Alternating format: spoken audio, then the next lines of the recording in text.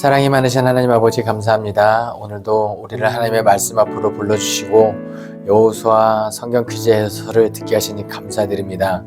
이 해설을 통하여 하나님의 뜻을 더 깨달을 수 있게 하여 주시고 그 뜻대로 살아가기로 다짐하는 시간 되게 도와주시옵소서. 무엇보다도 더욱더 겸손해지기를 소망하며 예수 그리스도의 이름으로 기도합니다. 아멘.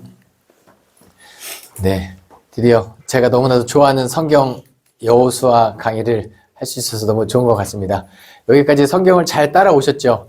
아마 성경책을 이제 1월 첫째 주부터 창세기부터 신명기까지 읽으셨으면 놀랍게도 여러분 지금 성경을 10분의 1을 읽으신 겁니다.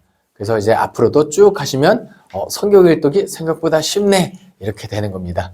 우리 함께 하나님의 말씀 앞에 가까이 나가도록 하겠습니다.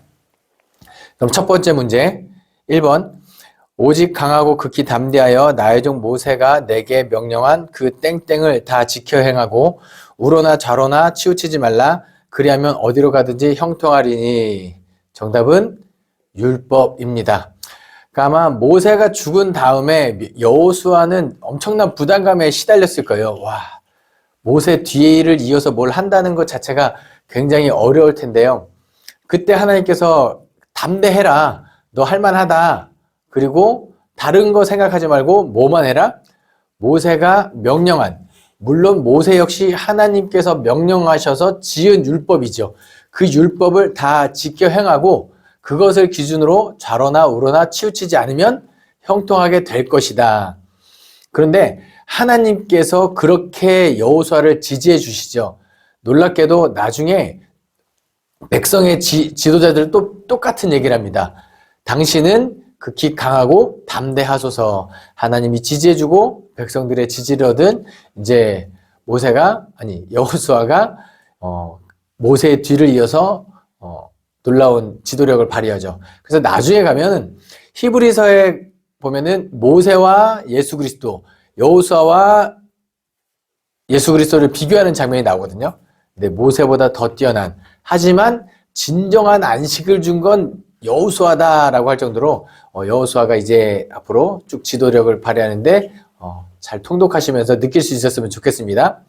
2번 문제, 이스라엘 백성들이 여리고 성을 점령할 때 라합의 집에 어떤 줄이 걸려 있으면 살 수 있었나요? 정답은 붉은 줄입니다. 이제 그 라합이 어떻게 해서 이스라엘에 대한 소문을 접했는지 모르지만 간담이 녹았다. 이제 여리고 성으로 이스라엘 백성이 진격하면 어차피 다 멸망하게 될 걸 알고 정탐꾼을 숨겨주지요. 그리고 나서 이 숨겨진 대가가 뭐냐면 이 집안 사람들은 구원하겠다, 죽이지 않겠다, 손대지 않겠다. 이게 그러면은 그 약속을 했는데 뭔가 증표가 있어야 되잖아요. 그 증표가 뭐죠? 바로 붉은 줄입니다. 그런데 여기서 뭘 기억하시면 되냐면 붉은 줄 자체에 어떤 영화호망이 있는 것이 아니에요. 마치 이스라엘 백성들이 출애굽할 때 어린 양의 피를 문설주와 임방에 발랐잖아요. 그러면은 소피는 안 될까요? 양보다 소가 더 비싼데 다른 피는 안 될까요? 안 돼요. 왜냐하면 양의 피를 발라라고 하나님께서 명령하셨기 때문에. 그러니까 양의 피를, 이 약속도 마찬가지요. 붉은 줄, 푸른 줄, 그 줄 자체는 어떤 능력이나 효과는 없지만 뭐예요? 이게 약속이라는 거예요. 붉은 줄이 걸려있으면 내가 그것을 보고 넘어가겠다.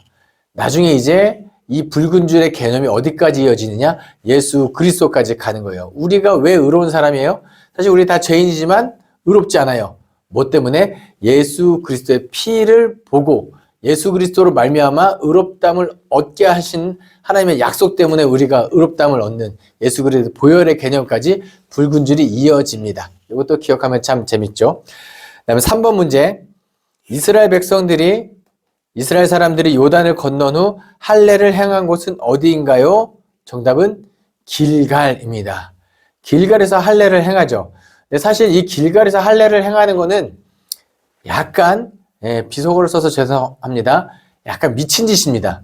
왜냐하면 길갈에 주둔하는 것을 가나안 민족들이 다 알고 있거든요. 보고 있었거든요. 정탐했을 거거든요. 그런데 그곳에서 전투력이 거의 제로가 되는 할례를 행했다는 것은 미친 짓이죠. 그런데 이스라엘 백성들이 길갈에서 할례를 행합니다. 왜요? 여호와께서 여호수아에게 명령하고 하나님의 명령에 따라서 할례를 행했기 때문에. 그럼 뭐죠? 하나님께서 그것을 명령하셨으니 적어도 할례를 행하고 그 남는 기간 동안은 누가 지켜줘요? 하나님께서 지켜주신다는 확신이 있기 때문에. 그래서 하나님의 말씀을 따르고 명령을 따라서 길갈에서 이스라엘 백성들이 할례를 행했다. 그리고 여호와를 경외해야 함을 다시 한번 기억하였더라. 네, 4번 문제입니다. 이스라엘 백성이 여리고성을 돌 때 일곱째 날에는 몇 바퀴를 돌았나요? 1번 한 바퀴, 2번 두 바퀴, 2번 세 바퀴, 3번 다섯 바퀴, 4번 일곱 바퀴. 정답은 일곱 바퀴죠. 예. 원래는 7일 동안 도는데 매일매일 첫째 날부터 여섯째 날까지는 한 바퀴씩 돌다가 마지막째 날에는 일곱 바퀴를 돕니다. 그런데 놀라운 건 뭐냐면 하나님께서 이 일곱 바퀴, 6일 동안 한 바퀴, 일곱째 날 일곱 바퀴 돌 때까지 어떤 명령을 하시죠? 조용히 해라. 아무 말도 하지 말고 떠들지 말고 그냥 돌기만 해라. 제가 이 본문을 묵상할 때마다 우리 교회 식구들이랑 이 여리고성 돌았으면 분명히 누군가 떠들었겠다 싶은 생각이 듭니다. 예, 누군가 장난도 쳤을 거예요, 분명히. 그런데 이것을 뭐예요? 이스라엘 민족이 하나님의 명령대로 침묵하고 돌았다. 그리고 마지막에 명령대로 그 명령에 순종해서 소리를 지르고 나팔을 불고 했을 때 여리고성이 넘어갔다. 핵심은 어디 있나요? 하나님의 명령을 지켰더라입니다. 그 다음에 5번 문제입니다. 첫 번째 아이성 전투는 누구의 범죄로 말미암아 실패했나요?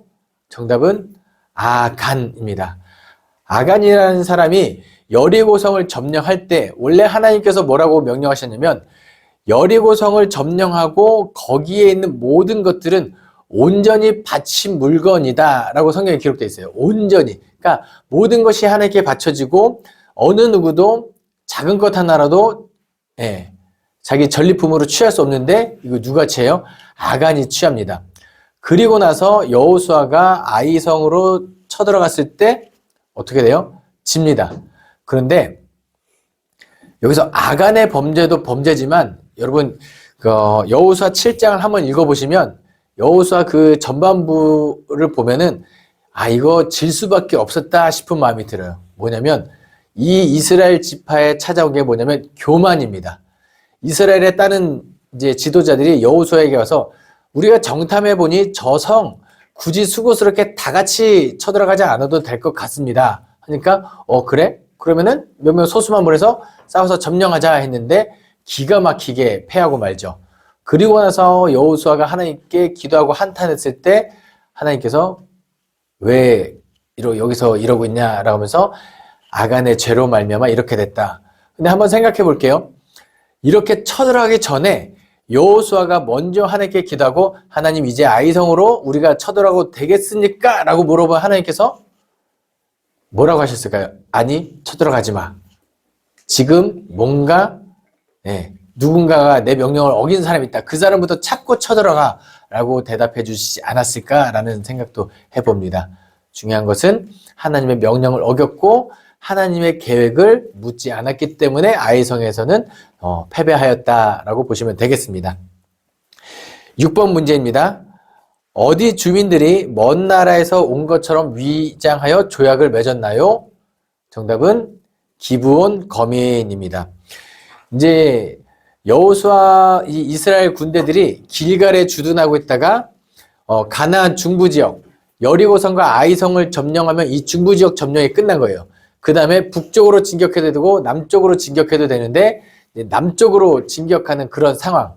그때 가장 이 전선에 가까운 거민들이 기브온 거민들이었어요.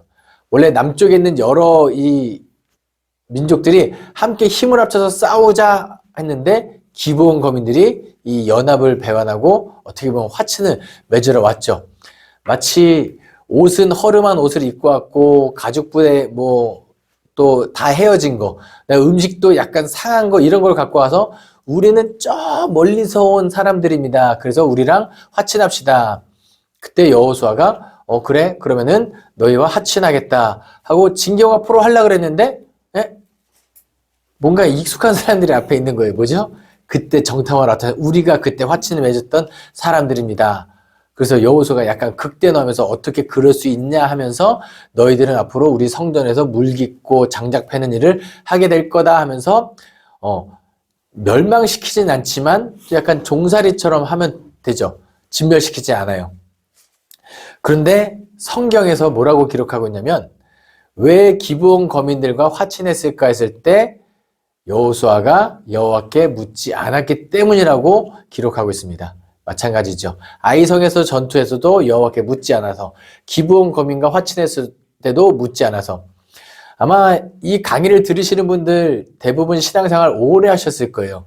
많은 경험이 쌓였고 여러 가지 환난이나 어려움들을 극복해 오신 그런 경험들이 있을 건데 새로운 문제가 닥쳤을 때 그 경험에 의지하여 해결하는 것도 굉장히 좋지만 이전에 먼저 하나님께 묻고 하나님의 뜻이 이전에 경험된 방법을 해결하는 것이 하나님의 뜻이면은 해결하되 중요한 것은 우리의 어떤 습관이요? 여호와께 먼저 묻는 습관을 가질 수 있었으면 좋겠습니다. 7번 문제. 그날에 여호수아가 막게다를 취하고 칼날로 그 성읍과 왕을 쳐서 그 성읍과 그 중에 있는 모든 사람을 땡땡하여 바치고 가로에 들어갈 말은 뭐죠? 진멸입니다. 진멸하여 바치고 간혹 이런 질문하는 분들이 계세요. 여호수아 정복 전쟁이 너무 잔인한 거 아닙니까? 그냥 거기에 있는 모든 남녀노소 다 진멸하는 것은 너무 잔인한 거 아닙니까? 라고 질문하는 분들이 가끔 계세요. 그런데 우리 한번 생각해 보겠습니다. 지금 하나님께서 얼만큼 참고 계셨을까요? 자그마치 400년 이상입니다. 창세기 15장에서 하나님께서 아브라함에게 언약을 말씀하시면서 뭐라고 하시냐면 너에게 생육하고 번성할 땅에 이 자손을 많이 주겠다. 그리고 땅도 주겠다. 그 약속의 땅이 가나안이에요. 그런데 그 가나안을 지금 주지는 않을 거야. 왜냐하면 아직 그 땅에 아모리 족속의 죄악이 가득하지 않기 때문에.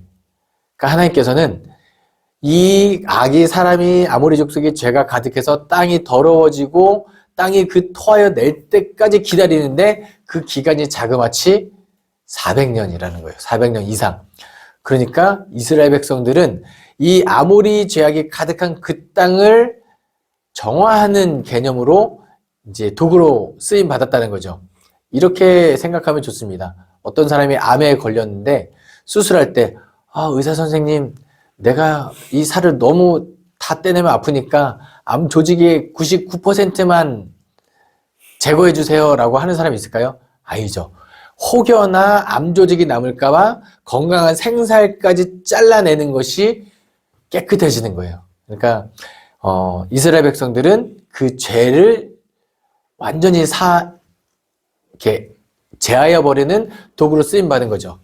놀랍게도 나중에 이스라엘 백성들이 그 땅을 차지했는데 이스라엘 백성들의 죄가 차고 끝없이 찼을 때 북이스라엘은 아수르에 의해서 남유다는 바벨론에 의해서 똑같이 멸망당합니다. 하나님께서는 어쨌든 죄를 용납하지 않으신다. 죄가 이제 심판을 작정하시면 작은 것까지도 남기지 않고 진멸하시는 하나님을 두려워하는 마음이 우리에게 좀 있었으면 좋겠습니다.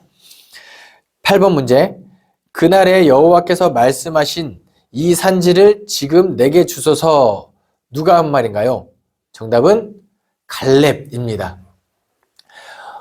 여호수아가 이제 정복 전쟁을 다 마친 다음에 이제 제비뽑기를 해서 땅을 나눠주는데 문득 사람들 마음속에 이런 게 있었을 거예요. 우리가 만약에 서울에 있는 땅을 제비 뽑아서 나눠 갖는다고 하면은 여러분은 어느 땅을 갖고 싶겠어요?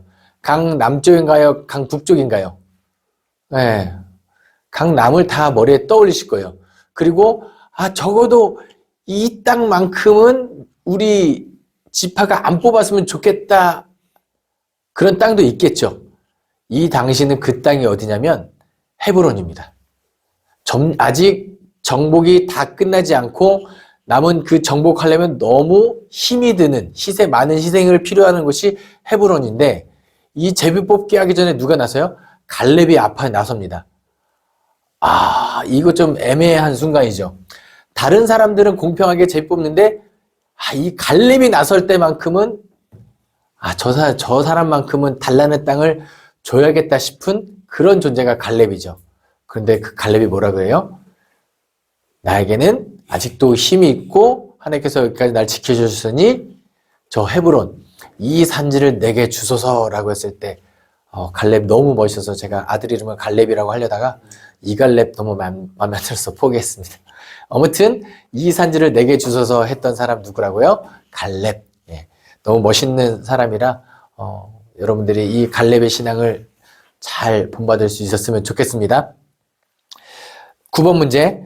르우벤 자손과 갓 자손이 요단강 동편으로 돌아가면서 세운 제단의 이름은 무엇인가요? 정답은 엣입니다. 모세가 살아있을 때 모세가 요단강 동편에 있는 아모리 왕 시온과 바산 왕 옥을 점령해서 이 모압 지역 그 요단강 동편의 땅을 점령합니다. 그럼 이제 거기가 좀 어느 정도 전쟁이 그치고 평안한 땅이 됐겠죠? 그때 누가 와요? 르우벤 자손과 갓 자손과 므낫세 지파 중에 절반, 므낫세 반 지파가 와서 우리 이 땅을 우리에게 주십시오라고 이야기합니다. 그러자 모세가 극대노해요. 아니 지금 너네 앞으로 가나안 땅에 들어가면 더 치열하게 전쟁이 있을 건데 그거 안 하려고 이 땅 달라는 거 아니냐? 그때 이 사람들이 뭐라고 이야기하냐면 모세시여 우리가 요단강을 건너서 전쟁이 시작되면 우리가 함께 건너가서 최전방에서 싸우겠습니다라고 이야기해요. 그러니까 가장 치열한 지역에 우리가 먼저 갈 테니 그거 약속 지킬 테니 이 땅을 달라고 합니다. 그래서 모세가 그것을 허락하고 요단강 동편의 땅을 주지요. 그리고 가나안 정복전이 다 끝나고 이제 돌아가는 길에 이 르우벤 지파랑 갓 지파가 그 근처에다가 요단강 근처에다가 제단을 쌓아요. 그러니까 사람들이 고발합니다. 지금 르우벤 지파랑 갓 지파가 우상에게 뭐 제사한다 뭐 이런 식으로 하니까 여호수아와 비느하스가 군대를 이끌고 쫓아와요. 그리고 이게 무슨 일이냐 하고 물으니 이 지파 사람들이 뭐라고 이야기하냐면 이제 우리가 요단강을 건너고 나면 아마 왕래가 자주 있지 않을 거고 그렇다 보면은 요단강 동편에 있는 사람들이 이 우리가 한 민족이라는 정체성을 잃어버릴 것 같다. 그래서 우리가 우리 자손들에게 우리 요단강 서편 가나안 땅에 있는 민족과 우리는 한 민족임을 우리 후손들에게 저것을 보면서 가르치기 위해 이 제단을 쌓았습니다. 그 이름이 뭐예요? 엣입니다. 그래서 증거라는 뜻을 갖고 있는데 우리는 한 민족임을 나타내는 제단. 우리 수산교회 교인들이 그랬으면 좋겠어요. 우리가 무엇을 통해서 각자 삶의 자리가 다른데 그럼에도 불구하고 우리는 어떻게 하나의 공동체성을 유지할 수 있을까요? 성령의 교통하심과 하나님의 말씀을 기준으로 같이 사랑하고 또 십자가를 볼 때마다 예수 그리스도를 기억하는 것, 이런 것이 된다라고 보시면 되겠습니다. 마지막 10번 문제입니다. 여호수아가 마지막으로 백성과 더불어 언약을 맺고 그들을 위하여 율례와 법도를 제정한 지역은 어디인가요? 정답은 세겜입니다. 세겜 언약 이렇게도 표현하기도 하는데요. 뭐냐면 이제 여호수아가 죽을 때쯤에 이스라엘 백성들의 12지파 사람들을 대표를 불러 모아요. 그리고 뭐라고 이야기하냐면 너희는 이제 선택해라. 하나님을 따를 것인지 아니면 가나안의 우상을 따를 것인지 선택해라. 강요하지 않아요. 선택해라고 이야기합니다. 그리고 나서 뭐라고 이야기하면 오직 나와 내 집은 여호와를 따를 거다. 너희는 어떻게 할 거냐. 그때 이스라엘 그 지파 대표들이 다 우리도 여호와를 따르겠습니다라고 이야기를 해요. 저는 성경책이 여기서 끝났으면 좋겠습니다. 분명히 여호수아 그리고 그 같은 세대를 살고 있던 지도자들은 여호와를 선택했는데 놀랍게도 사사기로 넘어가면 여호수아 죽은 뒤에 엉망진창이 됩니다. 예.